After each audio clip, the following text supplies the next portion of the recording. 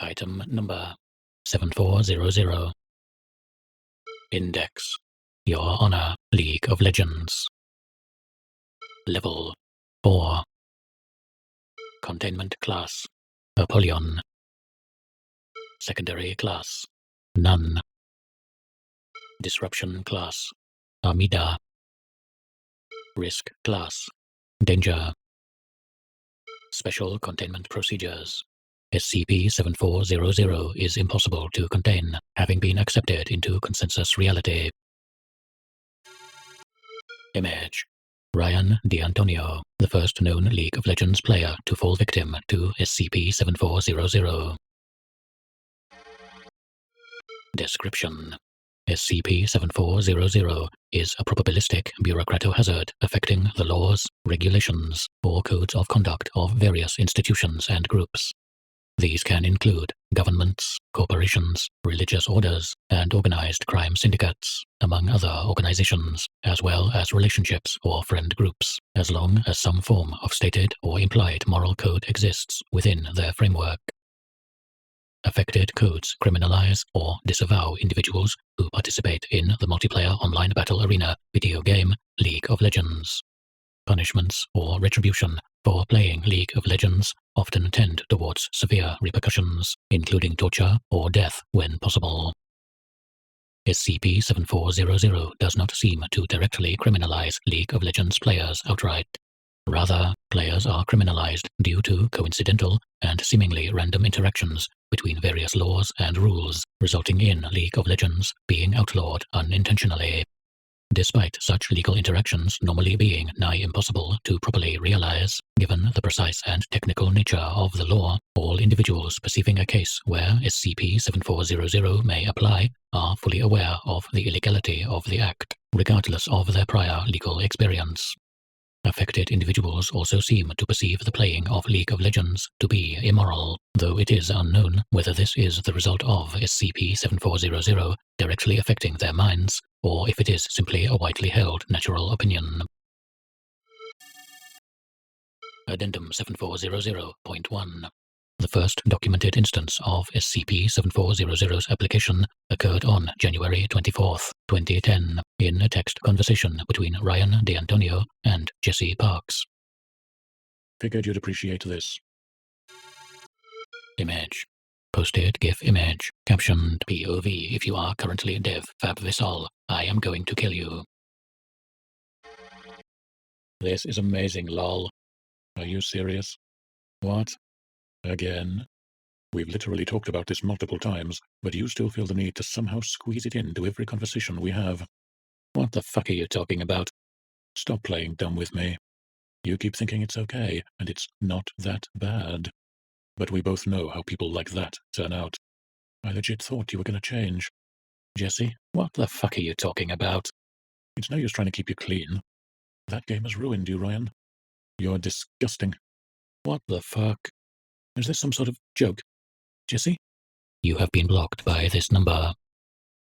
It is believed that Park's prior League of Legends addiction, combined with the use of the slang term LOL, was the root cause of the above incident. Addendum 7400.2. On June 29, 2010, Riot Games introduced new workplace guidelines which accidentally forbade the playing or mentioning of League of Legends by any of its employees. This resulted in mass confusion, followed by the rapid downsizing of Riot Games before the guidelines were retracted in order to maintain profits. Notably, this incident marks the first instance where the simple mention of League of Legends is affected by SCP-7400. LOL, an abbreviation for League of Legends. Riot Games, the developer and publisher of League of Legends. Addendum 7400.3. The first documented instance of SCP-7400's legal application was on November 18, 2010, during the trial of Stanley Peterson in Cleveland, Ohio. Below is a log of the relevant events. Image: Russell Beckett. Location is in an unspecified county courtroom. Murmuring from the gallery is heard as the court judge enters the room behind the bench. The judge takes a seat and pounds the gavel. Judge. Court is now in session for the trial of Stanley Peterson. The gallery falls silent. Is the prosecution ready? Prosecutor. Yes, Your Honor. Is the defense ready? Defense attorney. Yes, Your Honor. Irrelevant logs removed. Very well. The prosecution may call its first witness. Thank you, Your Honor. The prosecution calls Mr. Russell Beckett to the stand. A man rises from the gallery. He slowly makes his way over to the witness stand before turning to face the court. Please state your name for the court. Russell Beckett. My name is Russell Beckett. I work as an associate planner at the City Hall. Mr. Beckett, as you are aware, the alleged incident involving the defendant, Mr. Peterson, occurred on July 8th at approximately 6:42 p.m. Will you please state what you were doing during this time? Russell physically hesitates before responding. Well, you see, exactly. How relevant is this question to the case? Mr. Beckett, I understand that your privacy is important to you. However, I would like you to understand that this question is critical to advancing this trial. You do not have to answer if you do not wish to, but please keep this in mind. Russell sighs and collects himself before speaking again. Very well. Russell pauses for a brief moment and clears his throat. Your Honor, League of Legends. Murmurs from the gallery begin to pick up again before quickly escalating into frantic shouting and panic, coupled with various members of the gallery beginning to show hostility towards the witness. Within the commotion, the sound of a gavel clash can be heard. Death. The doors to the courtroom suddenly swing open, and multiple court bailiffs are seen running into the room, backed up by heavily armored guards. The bailiffs and guards grab hold of Russell, who begins to resist but is eventually overpowered. Russell is dragged out of the courtroom by the bailiffs and guards, and he attempts to resist while shouting various obscenities and curses. No. Who do you think you are? You can't do this to me. I have the right to a trial and a counsel. Russell turns to the prosecutor. The prosecutor quickly turns his head away, ignoring him. This can't be happening to me. I have a right to League of Legends. Russell's screaming is heard until he is completely removed from the courtroom by the bailiffs, at which point his screams become inaudible. Russell's conviction was due to an intersection of several local, state, and federal laws, along with social conventions in the area. These included, but were not limited to, recent laws in Cleveland restricting gaming hours and behavior, Ohio's laws regulating hate speech, and the Cleveland's populace' abject distaste towards online competitive gaming. Addendum 7400.4. On October 16, 2014, the Weinstein Report was published on the University of North Carolina, implicating many of the school's officials in widespread academic fraud. More importantly, it revealed that the Chancellor of the university, Holden Thorpe, had quietly permitted the creation of an official League of Legends club.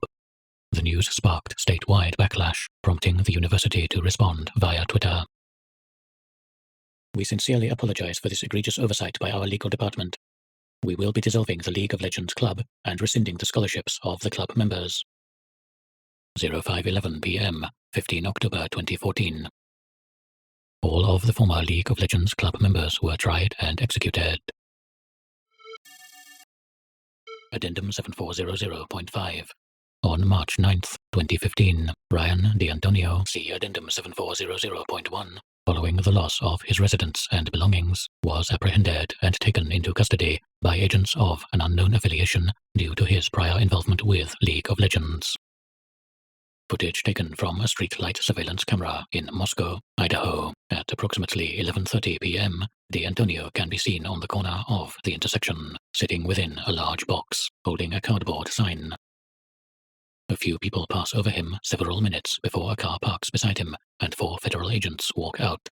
One of the men grabs D'Antonio and throws him out of the box he was sitting in. Several muffled screams can be heard as D'Antonio attempts to fight back before he is subdued by the other men. The 4 agents restrain and handcuff D'Antonio before lifting him off the ground, carrying him into the vehicle. Muffled shouting and cries can be heard for several seconds afterwards before they drive away. The Antonio's fate is unknown. Addendum 7400.6. Following a summit by the United Nations, the General Assembly adopted the Convention on League of Legends 2022, following exploration of law established by prior treaties, including International Convention on the Elimination of All Forms of Racial Discrimination 1965, Convention on the Elimination of All Forms of Discrimination Against Women 1979, Convention on the Rights of Persons with Disabilities 2006, United Nations Convention on Contracts for the International Carriage of Goods wholly or partly by sea 2008. The Convention fully recognized the illegality and immorality of the act of playing League of Legends, defining all players as members of a terrorist movement and authorizing all nations to eliminate them by any means necessary. Addendum 7400.7. On May 5, 2023, with the activation of Project Damarong, the SCP Foundation was able to develop a definitive account of postmortal life. Agent Bell manifests in the postmortal plane, in an empty field. He is standing next to a long line of people in grey robes, leading towards a pair of archers. Note: Agent Bell's physical body and primary soul complex remain on the mortal plane, allowing him to perceive and explore the afterlife without interacting with or being perceived by its occupants. Agent Bell approaches the archers. Between them stands a single person, a dark-skinned bald man wearing a suit. Several keys are attached to his body and clothes at various locations. The arch on the right accesses a path which leads towards a futuristic city several miles away. Behind the arch on the left lies an immense pit, the bottom of which is unseen. Individuals approach the man, one at a time. He holds a key towards each person, and after a few moments, lets them pass through the arch on the right. Very rarely, an individual is not allowed to pass through the right arch, and is instead pulled through the left arch and into the pit by an invisible force. Facial recognition analysis of the individuals pulled into the pit has determined that they are all deceased individuals who owned League of Legends accounts. The wider theological implications of the relationship between the afterlife and League of Legends is unknown. Members of the Department of Tactical Theology are currently analyzing religious texts in order to determine what doctrine would result in such postmortal judgment.